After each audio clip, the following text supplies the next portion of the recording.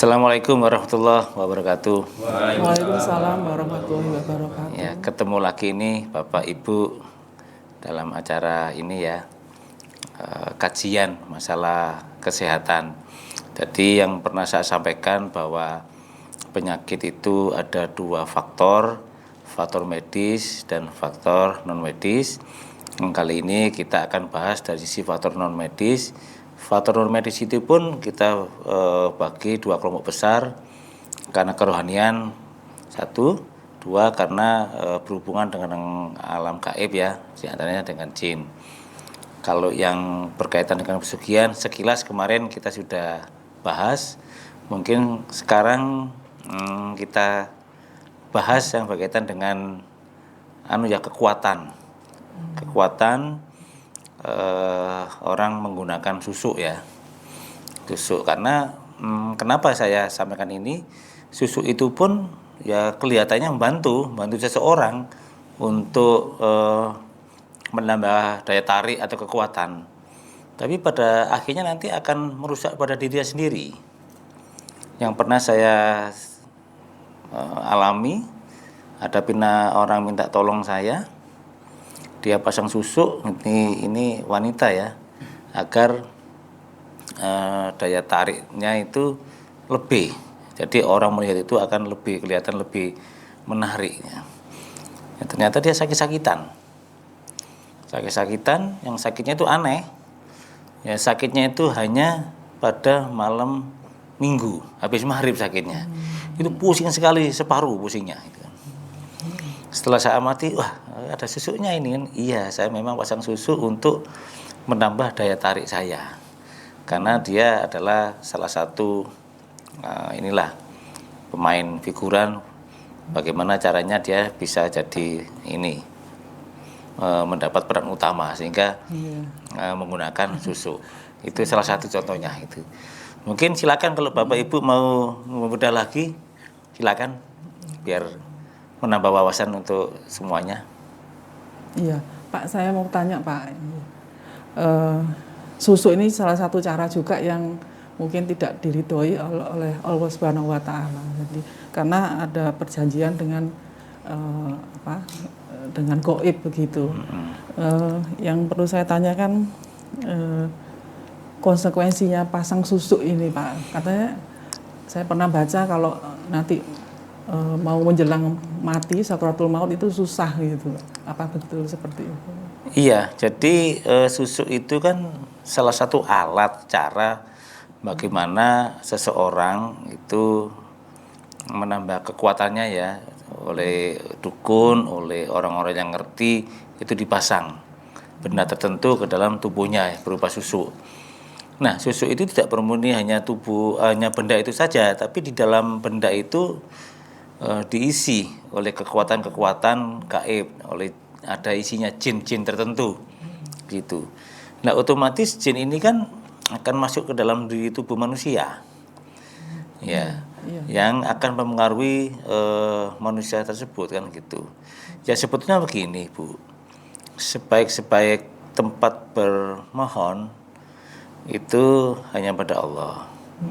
Ya sebetulnya cara-cara ini menurut pendapat saya itu yang caranya enggak diridhoi lah, sudah tidak sesuai syariat atau sudah menggadaikan akidah lah.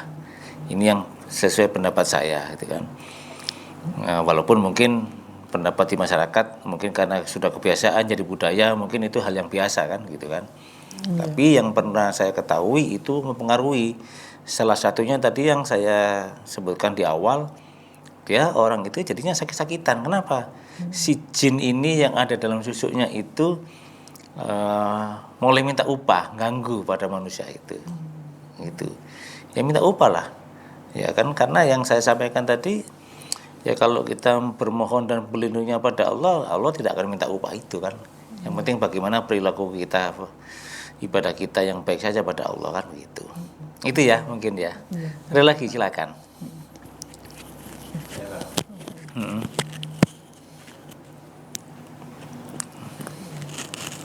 Saya mau tanya Pak, pengalaman saya waktu itu pas mau bertanding itu ada teman saya yang ikut bertanding ke luar pulau.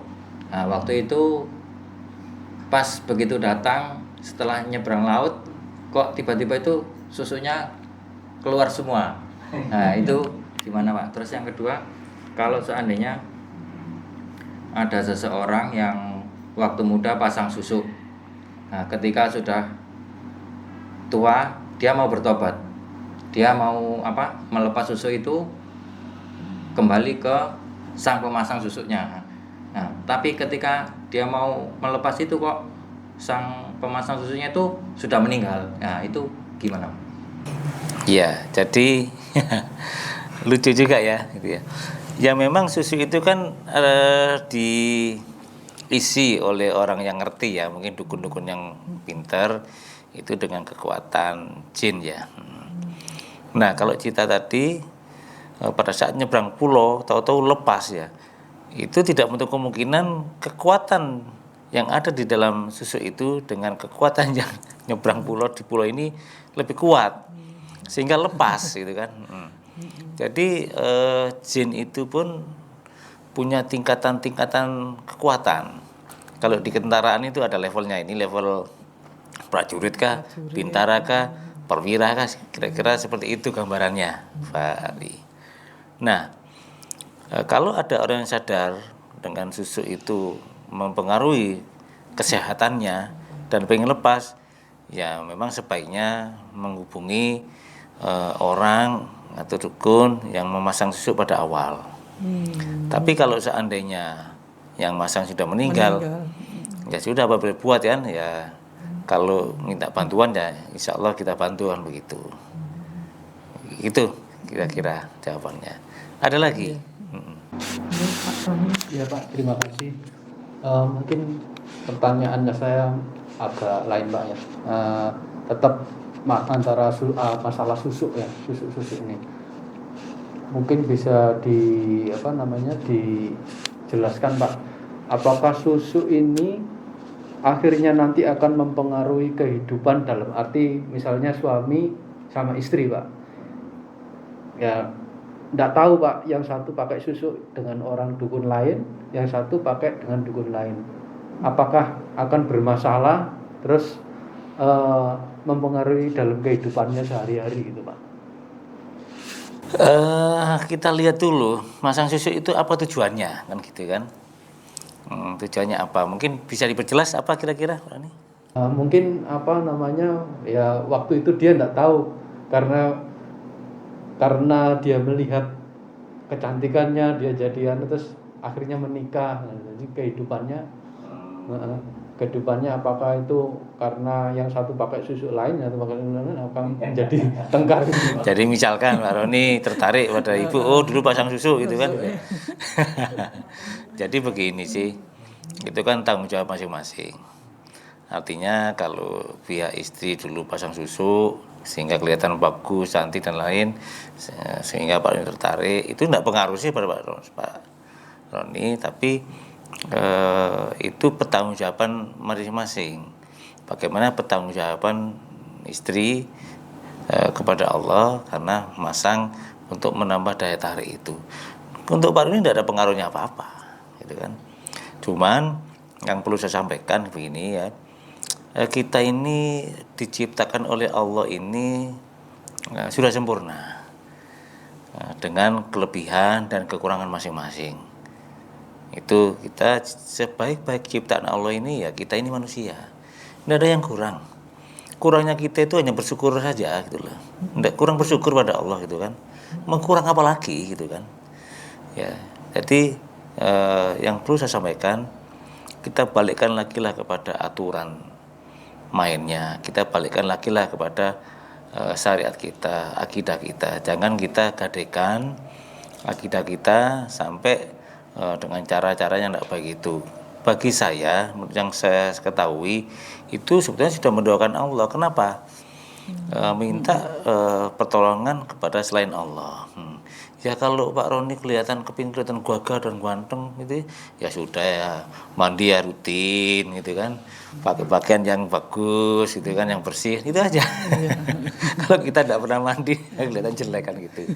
Ibu-ibu juga begitu. Jadi yang biasa-biasa saja. bisa saja yang normal saja. Jadi kita sesuai dengan akidah saja, jangan gadaikan akidah. Mungkin begitu ya. Ada lagi? Iya, ada lagi Pak. Rata-rata bentuk yang susuk yang dipasangkan ke yang lazim itu apa Pak bentuknya? Kemudian tadi Bapak sampaikan ada konsekuensi untuk yang pasang susuk kan berarti menduakan Allah. Nah untuk yang masang ini juga hukumnya Yang masang. Iya. Jadi ya ini mungkin ya kemungkinan yang masang pun juga tidak tahu, ya kan? Karena tahu tidaknya itu orang ini kan harus tahu dulu, terbuka hijabnya, tahu alam gaib bahwa apa yang dipasang ini akan ada konsekuensinya. Jadi kalau pandangan saya, sepengetahuan saya, ada dua hal. Yang masang ini betul-betul tahu dan tahu konsekuensinya seperti apa nantinya. Yang keduanya memang tidak tahu, dia ikut-ikutan saja. Jadi kalau yang sudah tahu itu jelas itu nanti dia konsekuensinya seperti apa. Karena apa yang dimasukkan ke dalam benda-benda yang dipakai untuk susu itu kan kadang ada yang emas, inten dan lain-lain ya. Itu dimasukkan kekuatan-kekuatan berupa jin itu dan dia tahu konsekuensinya orang ini. Orang yang pinter ya, yang paham itu. Dan nantinya tentunya ada bertanggung jawab sendiri ya di hadapan Allah kan begitu. Nah mungkin begini ya, yang saya sampaikan kepada Bapak Ibu semua, kita hidup di dunia ini ya sudah apa adanya. Kita syukuri, kita terima apa adanya, kelebihan dan kekurangan kita. Karena disitulah itu ada rahmat Allah, gitu kan. Jadi jangan sampai kita untuk mencapai sesuatu dengan cara yang tidak benar, untuk mengupgrade diri kita dengan cara yang benar. Ya kalau kepingin kita lebih kelihatan bagus dan lain-lain ya ibadahlah diperbaiki, perilaku kita lah diperbaiki. Jangan sampai merusak akidah, merusak agama kita ya. Jangan sampai itu, karena segala sesuatunya itu dipertanggungjawabkan nantinya di hadapan Allah. Yang perlu Bapak ketahui, ini closing statement dari saya. Sesungguhnya Allah menciptakan kita itu niatnya cuma satu, tujuannya cuma satu, untuk beribadah. Itu yang perlu ketahui. Jadi pesan saya ya kita terima apa adanya, kita jalani apa adanya. Dan kita sudah lengkap semua, tidak kurang apapun. Yang kurang itu cuma satu aja. Kita kurang bersyukur pada Allah. Syukur. Ya, itu ya dari saya. Ya. Assalamualaikum warahmatullahi wabarakatuh. Waalaikumsalam warahmatullahi wabarakatuh.